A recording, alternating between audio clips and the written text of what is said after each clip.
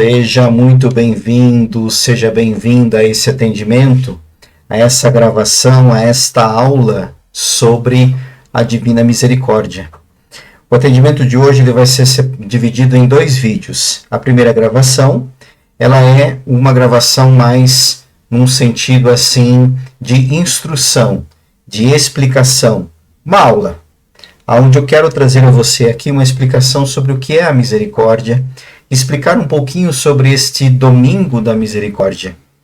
Inclusive hoje, dia 12 de abril, em alguns lugares do mundo é celebrada a Páscoa.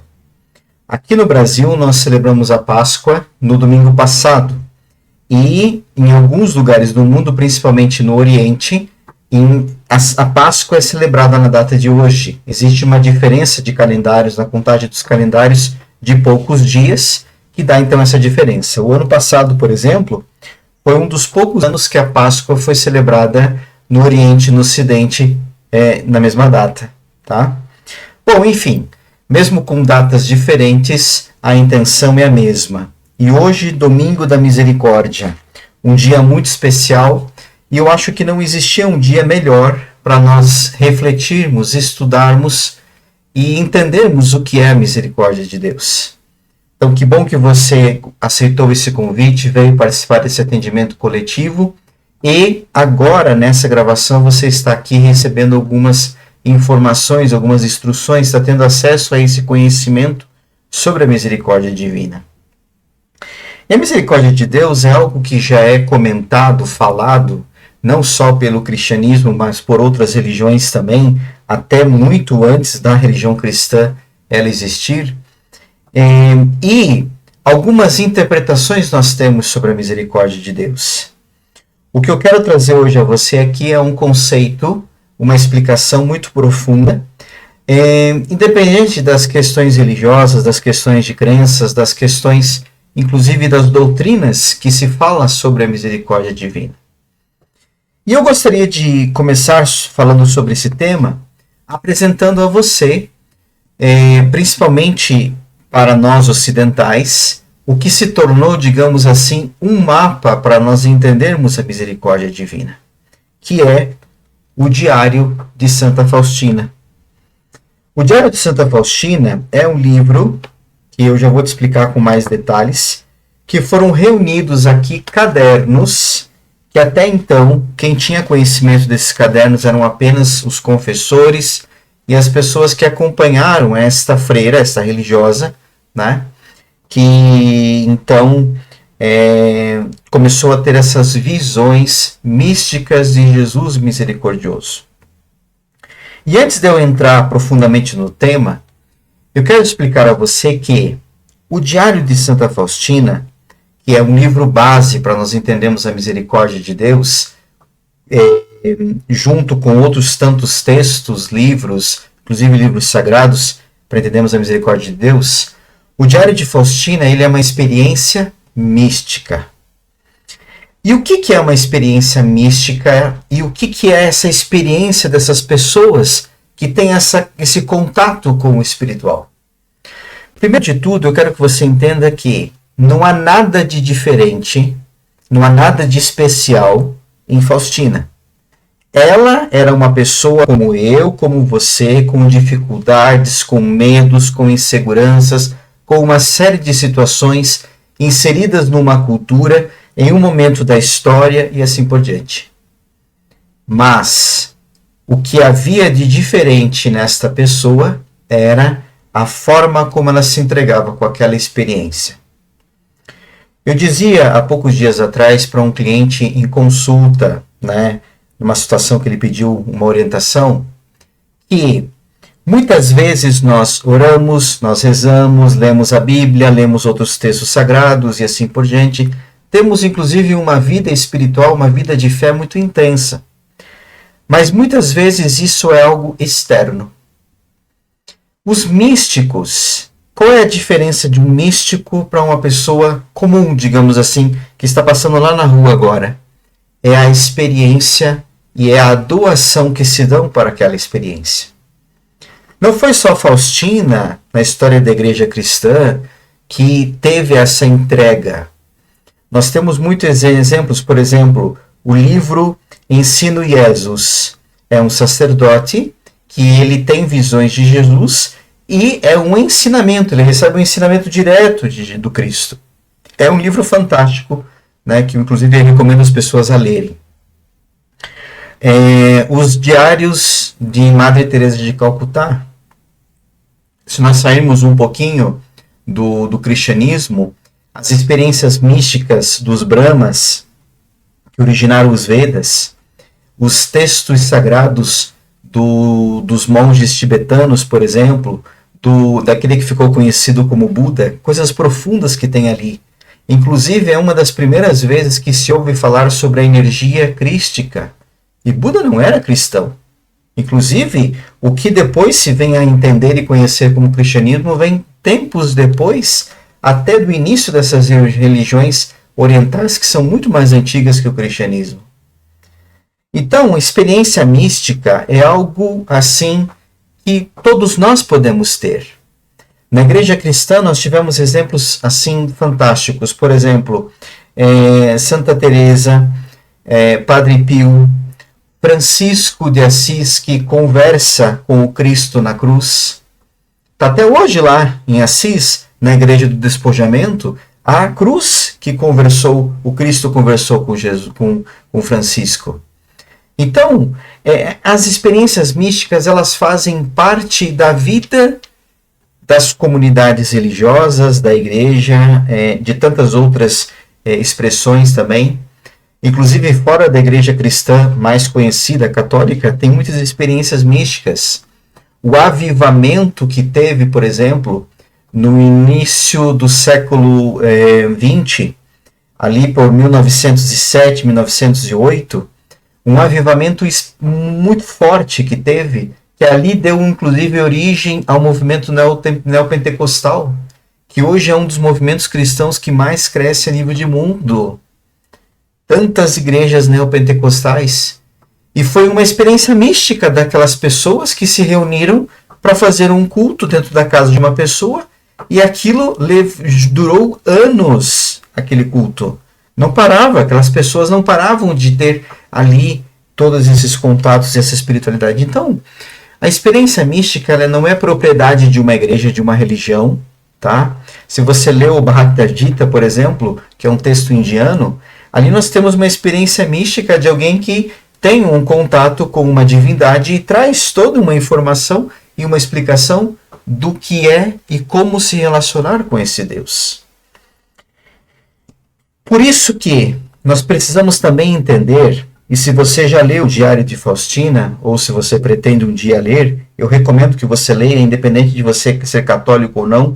Eu não sou católico, então eu recomendo a você que leia, para que você possa ter essa tua espiritualidade desenvolvida. É interessante dizer que eu não sou católico, porque cresci, vivi muitos anos na Igreja Católica, mas hoje, por uma série de questões, inclusive espirituais, de reflexões minhas pessoais, de estudos que fiz, eu não tenho uma religião, algo que eu siga específico. Eu vivo uma espiritualidade e tenho sim as minhas crenças dentro dessa espiritualidade, mas não me limita a eu estar ligado àquela ou àquela doutrina, certo? Você que, por exemplo, se identifica com o catolicismo, continue lá. Como aqueles que hoje participam aqui do tratamento, participam desta aula e que não são católicos, sejam bem-vindos também. Por quê? Porque o Cristo misericordioso, apesar de ter sido uma experiência que Faustina nos traz, não é uma propriedade do catolicismo. O Cristo misericordioso, ele está aqui para despertar em nós e nós entendemos o que de fato é essa misericórdia de Deus, certo? Mas é importante você entender que o Diário de Faustina, por exemplo, Faustina era uma religiosa católica. Os confessores, os padres, as pessoas que a acompanharam, todos católicos. Até hoje existe lá na Polônia a igreja que tinha o convento onde ela viveu, né? E até hoje está lá a imagem original de Jesus misericordioso, para que todos possam ver. Eu tive a oportunidade de de visitar esse lugar. E inclusive na capela particular das freiras, onde está o quadro original, a pintura original do Jesus Misericordioso, é um lugar muito especial porque foi inclusive uma das pessoas que passou por ali e depois foi um entusiasta e também levou a fundo e difundiu muito a misericórdia divina, foi Karol Wojtyła, conhecido como João Paulo II, que ele saiu daquela igreja para se dirigir a Roma, aonde ele foi depois eleito Papa. Então as orações dele diante do Cristo Misericordioso, depois no conclave em Roma, que o elegeram como Papa. Então aquela igreja, aquele lugar é um lugar muito especial, um lugar assim, que eu digo santo, independente de bandeira de igreja, de porte de igreja e assim por diante. Ok? Vamos lá. Eu preparei um material aqui que eu quero compartilhar com você, que acho que vai te ajudar também a refletir sobre algumas coisas. Eu não vou ler esse material todo, depois vou disponibilizar o PDF para quem tiver interesse, né, em ler melhor, com detalhes. Mas eu quero trazer a você alguns aspectos importantes desta teologia do Cristo Misericordioso e o que nós podemos extrair da experiência que Faustina teve, mesmo que a experiência dela esteja ligada ao ambiente religioso, dentro da vida dela, da mística dela, daquilo que ela acreditava.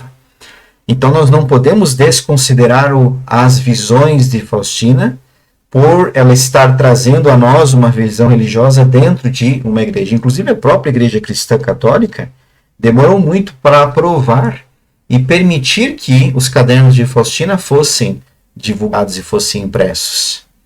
Quando ela falece em 1938, e anos depois vem a Segunda Guerra Mundial, muitos anos depois que esses cadernos são colocados a público e que a igreja permite que as pessoas tenham acesso às visões que Faustina teve, né, do Cristo e essa experiência mística que ela teve com Jesus.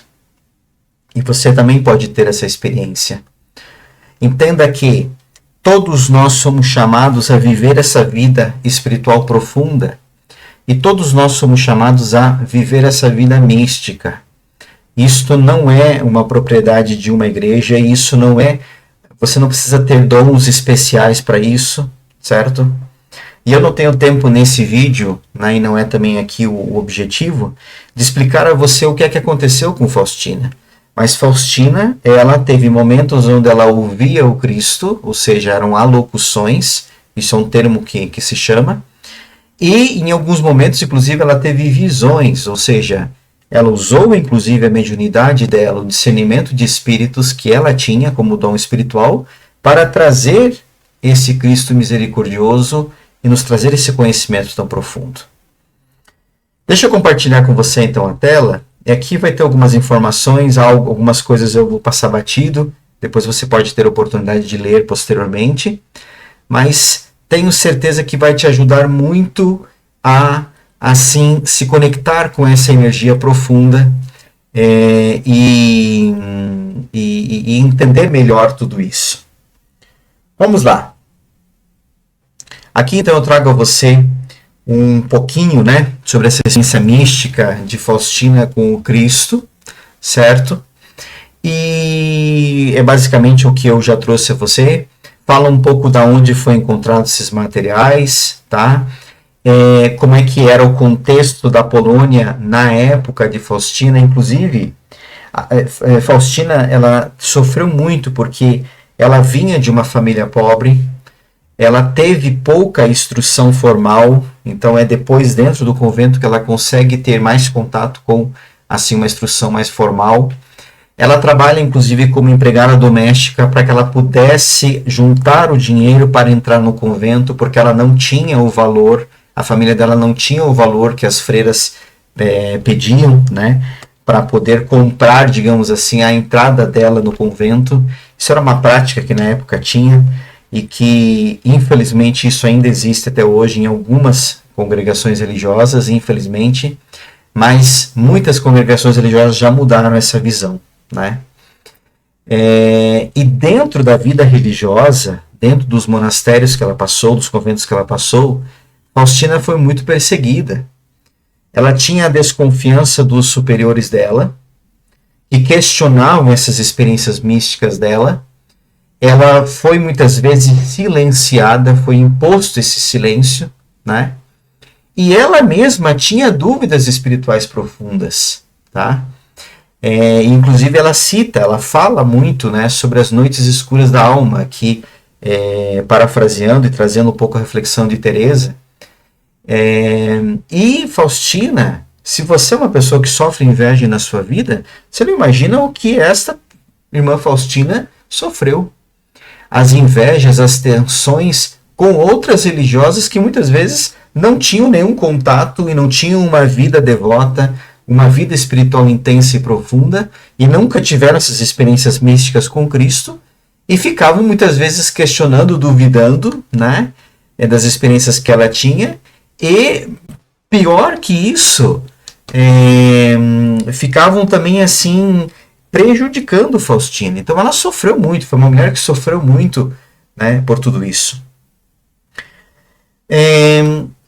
E nas experiências dela com o Cristo, Jesus fez basicamente 3 pedidos a Faustina, tá?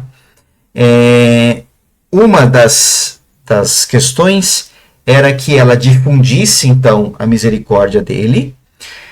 Jesus também em alguns momentos pediu a Faustina que ela assim falasse para as pessoas e convidasse as pessoas a rezarem o terço da misericórdia, que é uma oração muito bonita, né? E independente de você ser católico ou não, é uma oração que está à sua disposição, você pode inclusive fazer. E a terceira função e um dos pedidos de Jesus era que fosse divulgado a imagem, né, da misericórdia, certo? E o quadro da misericórdia, ele é como se fosse um mapa espiritual. É muito interessante. Esta pintura que eu trouxe para você, a imagem, é a pintura original. Faustina descreve ao pintor, né, como era o Jesus, como ele se apresentou, com vestes brancas, a mão direita em formato de bênção, como se estivesse dando bênção, e do centro do coração, 2 raios, que faz uma metáfora com o texto sagrado, né, onde o soldado enfia uma lança no coração de Jesus e sai primeiro sangue e depois sai água. Claro que essas 2 cores, esses 2 raios, têm todo um significado muito profundo, ok? Então, é um quadro fantástico. E uma curiosidade desse quadro é que a Faustina diz que o olhar de Jesus no quadro e o olhar de Jesus para ela é o mesmo olhar que Jesus tinha no alto da cruz. E o pintor ele conseguiu reproduzir muito bem isso, e a imagem do homem, né, que foi utilizado, digamos assim, e quem serviu de modelo, digamos assim, para esses traços mais masculinos desta imagem, foi o confessor de Faustina. Então, o confessor de Faustina foi aquele que foi usado, digamos assim, para que traços do rosto dele fossem, né, usados pelo pintor para fazer essa imagem então de Jesus. Então você pode ver que é um quadro assim muito rústico, né? Assim, não é um quadro muito belo, mas ele é muito profundo. Anos depois foi feita uma segunda pintura, né? Assim muito mais moderna e mais bela, inclusive, mas não deixou passar toda a mensagem da misericórdia, certo?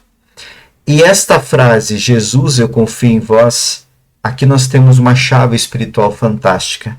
E é sobre isso que eu quero falar com você agora.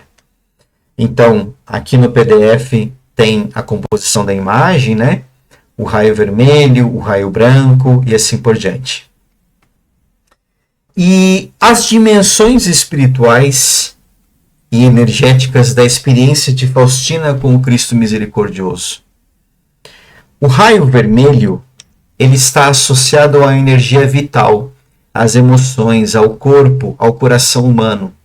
E o raio branco se conecta com as nossas questões mentais, a consciência, a purificação de padrões e a clareza espiritual. Ou seja, a imagem do Cristo misericordioso, ela quer nos expressar e cria um equilíbrio entre sentir e compreender, sofrer e transcender, cair e se reerguer. E a frase que Jesus diz para que seja colocado nesse quadro: Jesus, eu confio em vós. Essa frase acompanha a imagem e é um ato de entrega consciente. Jesus, eu confio em vós, está num nível muito mais profundo, abrindo mão de um controle, onde os problemas que temos nós deixamos de ter controle sobre eles. E reconhecemos os nossos limites e permitimos que algo maior ou superior atue, curando padrões de medo, ansiedade e desconfiança. E quando nós entendemos o que significa Jesus, eu confio em vós, a nossa vida muda. Veja, eu dizia inclusive quando eu anunciei esse atendimento, né? Porque eu vou ser bem sincero a você, eu não tinha planejado no início de abril, quando eu divulguei os atendimentos coletivos de abril, fazer um atendimento no Domingo da Misericórdia, apesar de ser, assim, uma espiritualidade que eu me conecto muito, né? Não havia pensado de fazer nada. Porém, ao longo dessa semana, depois da Páscoa, meditando nas minhas meditações pessoais, eu senti essa necessidade. Não, eu preciso não só levar esse conhecimento, mas levar também as pessoas até essa misericórdia. É um dos pedidos do Cristo, né? Que nós levemos os outros até a misericórdia dele. E por que levar as pessoas até a misericórdia do Cristo? Porque Jesus misericordioso, a misericórdia divina é uma reprogramação interna. Os nossos medos, eles se transformam em confiança. O nosso controle, de nós queremos controlar tudo. E daí você não sabe porque sua vida não anda, porque você quer controlar tudo. Você quer controlar a resolução dos problemas, quando muitas vezes você não tem nem ideia de como você vai fazer. Solte os problemas, solte as questões.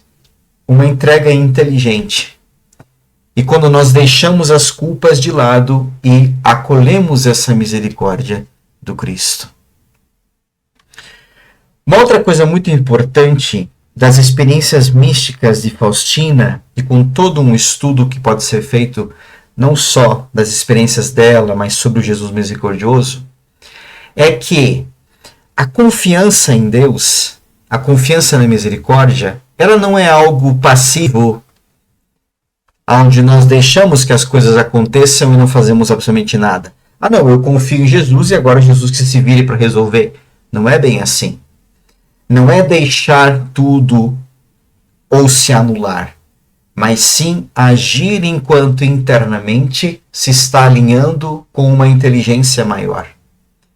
Essa é uma confiança ativa, madura e consciente. E afinal de contas, o que é a misericórdia? Porque a gente tanto fala de misericórdia, misericórdia, misericórdia, Jesus tem a misericórdia, Jesus misericordioso, hoje é o domingo da misericórdia, e se você é um cristão católico, provavelmente você foi na missa, e talvez o padre falou alguma coisa sobre a misericórdia. Mas será que nós entendemos de fato o que é misericórdia? Misericórdia não é pena. E aqui eu vou trazer uma visão a você de misericórdia muito diferente do que a igreja te ensina. Não estou anulando o conhecimento da igreja ou as doutrinas, mas eu quero que você abra a sua mente para você entender a misericórdia de outra forma, que inclusive é o que Faustina traz nos textos, e que se nós não tiramos a questão religiosa, nós não entendemos isso. Tá? Então o que eu quero que você entenda é que essa é uma visão fora das doutrinas religiosas. Nada contra as doutrinas religiosas, tenho total respeito. Inclusive eu mesmo me nutri muitos anos do catolicismo e aprendi muito com a Igreja Católica. Mas eu digo a você, nós precisamos abrir um pouco a visão, porque senão nós ficamos ligados ao sofrimento e não despertamos para que essa essência da misericórdia quer nos ensinar. O que o Cristo misericordioso, tem uma imagem dele ali, quer nos ensinar e quer nos trazer. Misericórdia não é pena. Deus não tem pena de você. Misericórdia não é tolerância. Deus não aceita o que você faz. Ele não acha bonito, ele não passa um pano em cima. E nem simplesmente perdão no sentido comum. Se você ainda não assistiu a aula onde eu falo sobre perdão, procure aqui no meu canal, me peça o link que eu mando para você entender o que é perdão, tá? Então, misericórdia não é nada disso. Não é ter pena, não é ser tolerante e não é simplesmente um perdão no sentido comum que hoje se coloca, inclusive pelas doutrinas religiosas. Misericórdia é a capacidade de Deus, do divino, de ver além da queda e reconhecer a essência. Na minha visão, uma das partes mais bonitas dos Diários de Faustina é um diálogo que ela tem com Jesus, onde Jesus diz bem assim para ela: Faustina, é o seguinte, ó, eu não estou preocupado com os erros das pessoas. Eu não estou preocupado com os pecados que as pessoas fazem. Deus é um Deus especial e especialista em inícios, em começar as coisas novamente. Então Deus não está preocupado com o seu pecado, com o que você fez, com o que você deixou de fazer, entendeu? Ele está preocupado com a sua desconfiança. E dito por Jesus para Faustina, o que desagrada a Deus é a desconfiança. Então a misericórdia, ela é capacidade do divino de olhar para você, olhar para mim e ver além das nossas quedas. Deus não olha o problema, ele não olha a queda que você teve, ele não olha os erros que você cometeu. Isso é problema humano. Mas quando Deus olha você, ele reconhece a essência dele que está em você. Misericórdia é a força que reintegra o ser à origem. Misericórdia é um movimento de restauração desta consciência fragmentada. É como se diante de um ser humano ferido, perdido no erro, o olhar de Deus dissesse: eu vejo quem você é antes de tudo isso. Eu vejo quem você é. Eu de vez em quando eu brinco com as pessoas que Deus é cego. Porque Deus não olha o nosso problema. Deus não olha as coisas erradas que nós estamos fazendo. Deus não olha, muitas vezes, assim, os caminhos tortuosos que nós estamos correndo.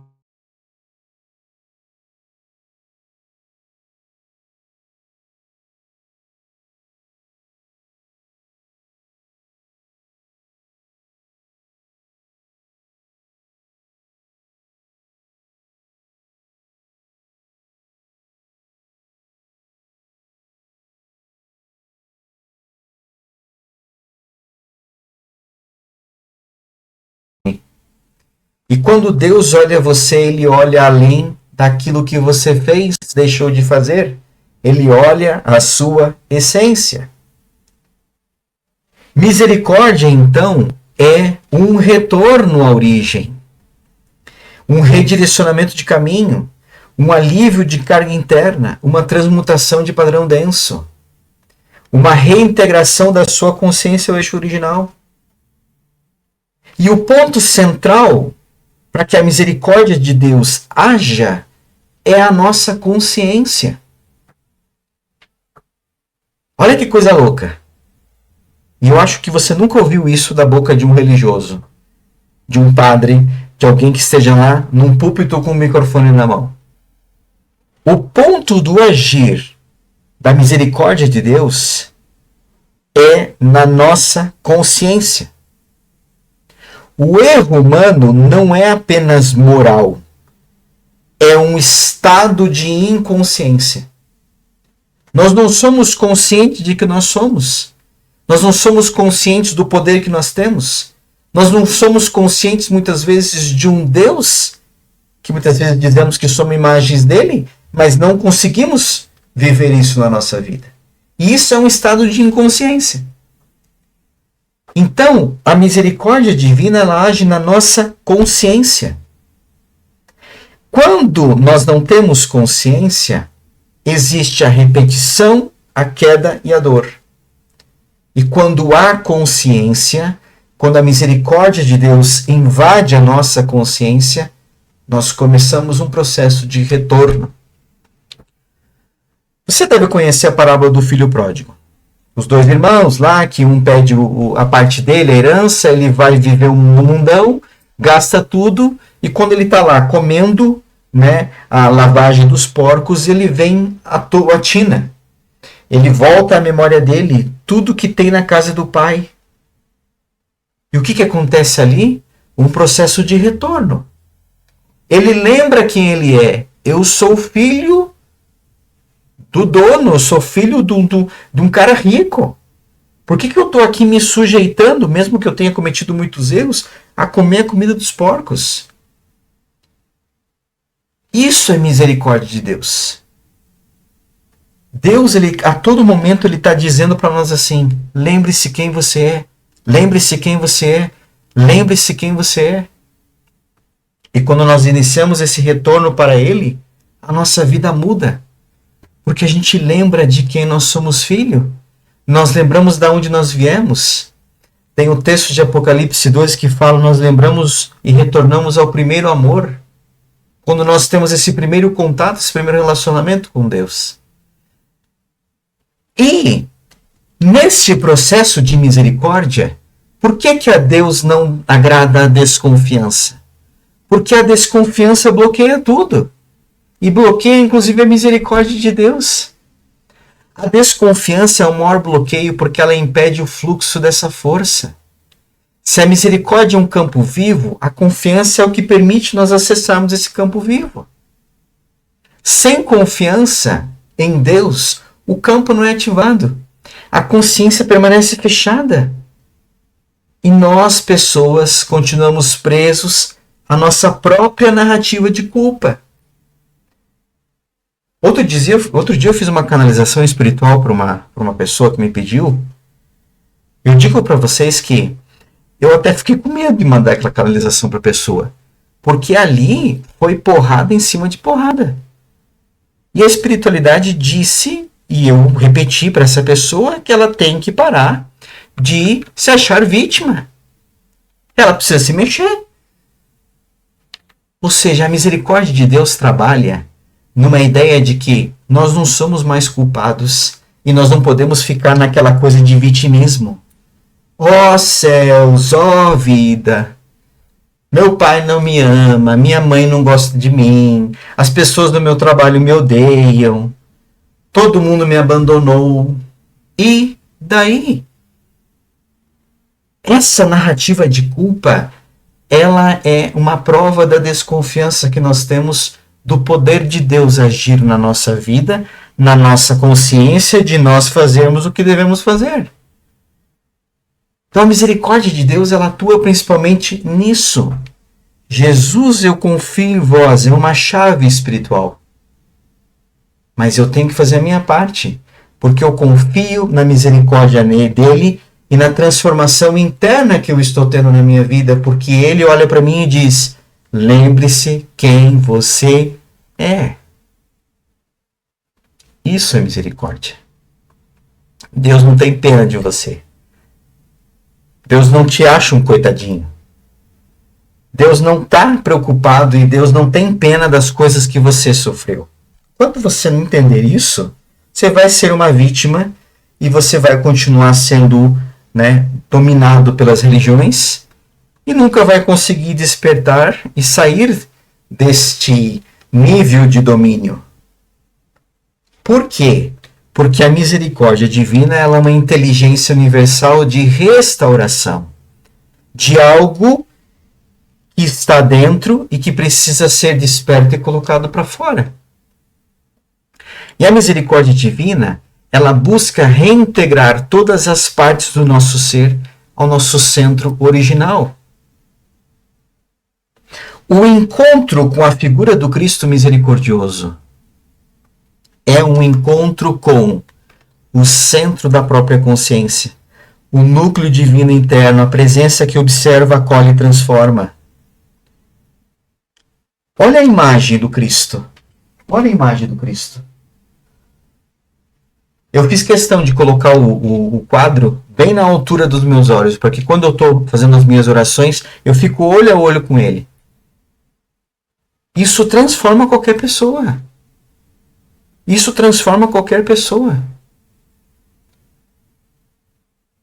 Nossa, pessoal, tem muita coisa que eu precisava falar a você sobre misericórdia. Venha estudar comigo, venha fazer cursos comigo, que esse aqui, inclusive, é um dos temas dos tantos cursos que estão aí sendo gravados e logo, logo vão ser divulgados, tá? Então, entenda. Jesus, eu confio em vós. Não é uma frase de devoção. Isso aqui não é uma frase de devoção. Você até pode orar essa frase, rezar essa frase, mas não fale só da boca para fora. Jesus, eu confio em vós. Não faça isso. As carolas, os religiosos já fazem isso.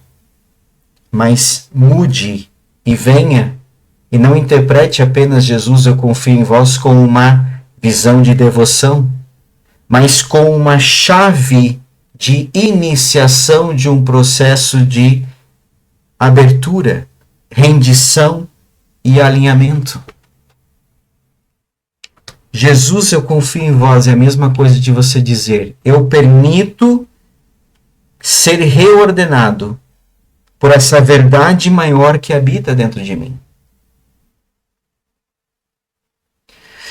Espero que esta aula sobre a misericórdia tenha te ensinado algumas coisas e aberto em você um arquivo na sua mente para que você possa ir mais a fundo para querer entender e experienciar esta misericórdia. E é isso que nós vamos fazer agora no atendimento coletivo que você vai participar. Você vai ter uma segunda gravação. Essa segunda gravação é o atendimento. E nesse atendimento não espere que eu vou aqui trabalhar com você a misericórdia de Deus e apresentar você como se fosse um coitadinho perante de Deus. Não.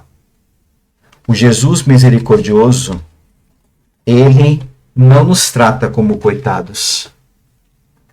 O Jesus misericordioso, e essa daqui é uma imagem icônica, né? É um ícone do Jesus misericordioso. Depois do PDF você lê com mais atenção e todas as informações que eu tenho ali, além daquilo que eu falei aqui no vídeo. O Jesus misericordioso, ele não te trata como um coitado. O Jesus misericordioso, ele quer que você lembre-se quem você é. É isso que ele quer que você lembre. E quando ele coloca a mão dele para abençoar, é porque ele está recebendo você e abençoando a sua vida. E quando ele mostra o coração aberto, com os dois raios, o sangue e a água que sai, ele diz, foi por causa de ti que eu derramei um sangue, para que você se realinhe ao caminho em direção à graça e à misericórdia de Deus. Eu não morri na cruz para pagar pecados teus. Eu morri na cruz para que você desperte. E a água é esta limpeza. Trazer à consciência as coisas que nós abandonamos e nos afastou do projeto inicial. De quem nós somos verdadeira imagem e de quem nós de fato somos nele e em Deus. Isso aqui não é religião, pessoal. Isso aqui é uma iniciação à transformação. É um convite a uma transformação espiritual muito profunda. E eu espero que no tratamento coletivo você viva essa experiência de transformação profunda. Te espero na outra gravação, porque lá é tratamento. Lá é momento de encontro. Lá é momento de retorno. Gratidão, gratidão, gratidão.